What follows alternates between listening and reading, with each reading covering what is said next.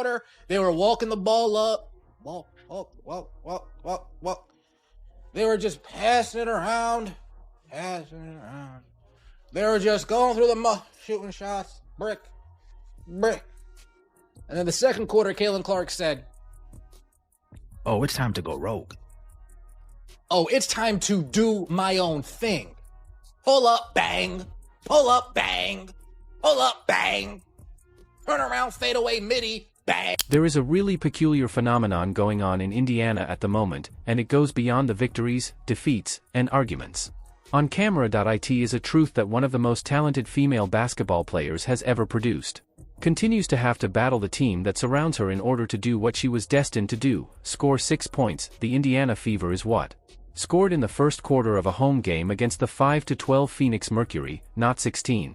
6 points, not 60. They had managed precisely 3 after 9.5 minutes of basketball. Additionally, this was meant to be a strong home club, with a Rookie of the Year contender and the highest paid player in the league managing the offense and a head coach who promoted her championship credentials throughout the whole offseason. To anybody who would pay attention, however, here's why that figure is so dramatic. A quarter later, with no alteration to the roster, without a word about the timeout, the Fever scored 35 points without any amazing tactical change from the sidelines. The same court, the same arena, and the same players. The only thing that was altered was the way Caitlin Clark observed the catastrophe in which she had been asked to take part, concluded that she had seen enough, and ceased adhering to the script. Finished the game 24 points, 9 assists with a plus 13. Caitlin Clark played a good game. Can't really say anything negative about Caitlin Clark's game today. When she did it Stephanie White's way, When she did it her way, oh, the offense was moving. What a coincidence. What a coinky-dink. When you do it Caitlin Clark's way, the team don't look too bad. They actually look passable. But when you do it Stephanie White's way, ooh, ooh. Stephanie White, just stay out the way. Just do us all a favor, Stephanie, and just stay out of the way. Please. Click the subscribe button immediately and leave a comment below if you haven't already. Do you believe that Stephanie White is the ideal coach to win a title with this team? Because after watching this film, you may have a whole different respond. Let's take a step back, because in order to comprehend the current situation between Caitlin Clark and the Indiana Fever, you must comprehend the events of 2025. The issue is that the majority of people have already moved on from it.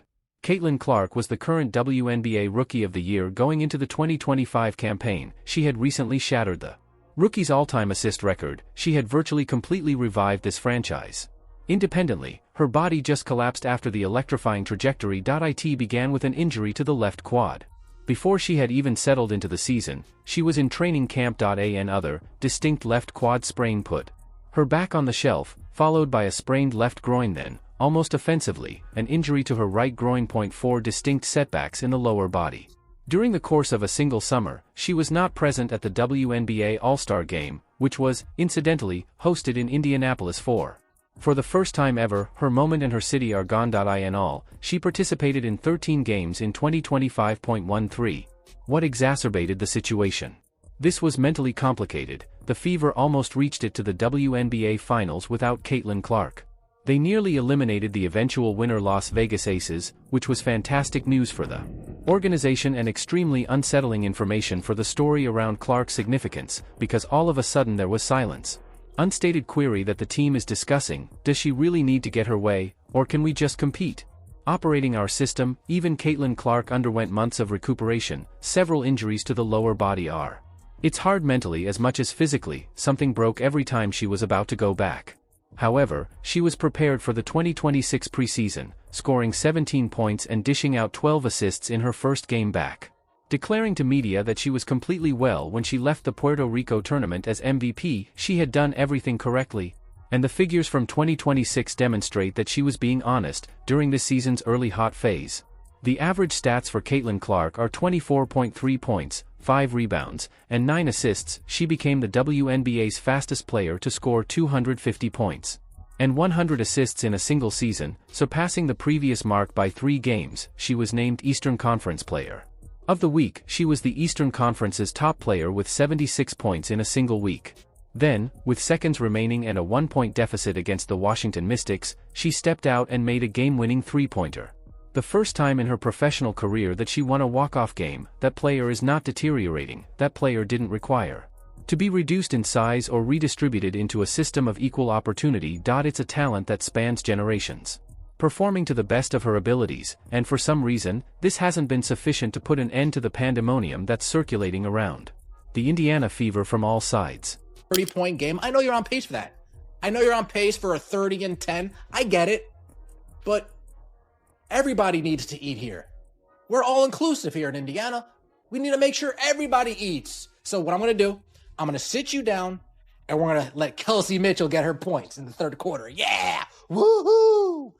And I felt myself saying, man, why does this third quarter seem so different than the second quarter?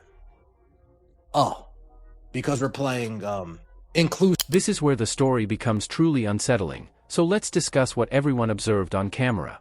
During a victory over the Seattle Storm at home on May 17th, Caitlin Clark got into an obvious and furious argument on Brianne January, assistant coach, is on the bench. When a fan account posted the video, it instantly went viral. On social media the words were not visible, but the energy was. It was obvious that Clark was irritated. This is a direct observation, according to the account's caption, Caitlin Clark with a contentious conversation of the defensive coach, after which she stands up and moves to a different seat. Keep in mind that the defense has been appalling. Rachel DeMito and other analysts jump right in, reminding out that situations like these occur frequently in professional sports and seldom have disastrous consequences. Players are challenged by coaches, players retaliate, people that are competitive clash. It's practically a given, however, since this was not a single incident, context is important. It was the first crack that could be seen in a pattern that soon emerged. In less than 2 weeks, the expansion Portland Fire defeated them 184. Cameras captured a second, more heated altercation between Clark and Stephanie on the sidelines. White, the head coach of the Fever, in a game in which Clark finished with 1-7 field goals and only 6 points. The comment sections had already created their own rendition of the video by the time it began to circulate. The tale, and some of those retellings were cruel to Indiana residents. White talked about it later. She explained that she and Clark are both competitive and that she was only pushing a player since that's what coaching is all about.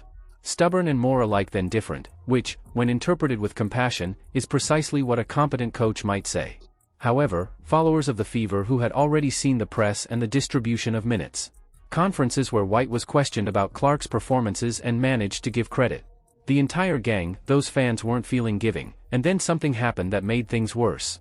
Less than 2 hours before tip-off against the Portland Fire on May 20th, Clark's name emerged out of nowhere. In the report on injuries, not as dubious, not on a daily basis, get out.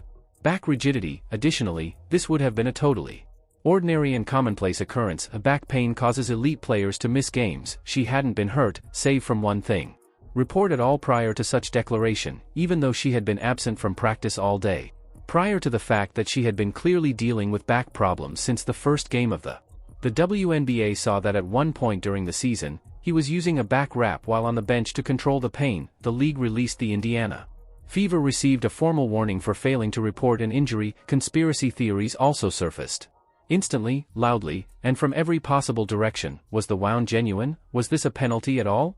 For offensively going rogue, was Stephanie White taking revenge for the altercation on the sidelines? The internet didn't hold out for responses before deciding on his favorite theory and acting upon it. Fans brought up the fact that Clark had completely missed practice the day before as evidence that something else was happening. Some went so far as to claim that the WNBA itself was defending a team that couldn't afford to lose its best player due to scandal. Clark tackled it head-on and with amazing poise, she claimed that she woke up on game day with the full intention of playing. She texted her personal physiotherapist and training team about her uncooperative back. And that only 40 minutes before the general public, her own mother learned about it. She even talked about returning to examine the timeline of the times she informed those closest to her, as the internet stories had grown so powerful that she felt she had to record her own reality. Then, over the course of 2 days, she scored 22 points and dished out 9 assists. Later on when she got back, causing a victory and a comeback. But we won the game. Let's take a look. We got Caitlin Clark. Boom, pull up from 3. Splash. Then we do it again. Step back from 3. Splash. Bang. Then she had a heat check 3. The heat check 3 was disgustingly gross. she had a heat check 3 from like 40 feet out. Missed it, but damn. Missed it, but damn. Then we have Dawana the scammer Bonner and Sophie Cunningham get into it. Don't point at me. Don't point at my face, Sophie. Sophie, don't point at me, Sophie. I'm sensitive, Sophie. Don't point at my face. Don't point at my face. And Sophie's like, yeah, I'm pointing at you. Oh, you again. Point at you again. Point at you again. Point at you. She did, of course. However, none of the drama really hides this. A systemic issue exists. The wins are momentarily hiding with this team. The Indiana Fever's offense is based on an intriguing philosophy. Think of it as inclusive basketball, the notion that each contribution should feel appreciated and deserving of touches. That a sustainable attack is one that is balanced, and that makes sense in theory. Practice versus the Phoenix Mercury, who are 5-12. Team, it scored 6 points in 12 minutes. Take a look at what the figures actually indicate. Kelsey Mitchell, the second guard for the Fever, made 20 shots and scored 22 points in that Mercury game. By her own standards, she was effective. However, raw volume was the source of that efficiency, with just 17 shots, 24 points, and 9 assists. Caitlin Clark, 3 turnovers. These two types of basketball performance are entirely distinct from one another. Point 1 is a player who adds value for the whole offense, the other involves a player using repetition to increase production. Nevertheless, Kelsey Mitchell continued to play 3 more minutes than Caitlin Clark during that match. 3 more minutes. It was evident that Clark was the reason they were winning a game in a match that was never supposed to be close in the first place. What transpired when Clark was supposed to get Kelsey in the third quarter? It was nearly agonizing to analyze her figures. When Indiana was headed for a strong performance, the lead ceased to increase. The momentum vanished. The offense resumed its cautious, deliberate pace, with everyone waiting their turn. Vigor that had resulted in 6 points during the first quarter. By the fourth, a 5-12 team was truly dangerous. Close enough to cause angry outbursts. Players were being ejected because it was so close. It was so close that it didn't seem like a commanding victory at home.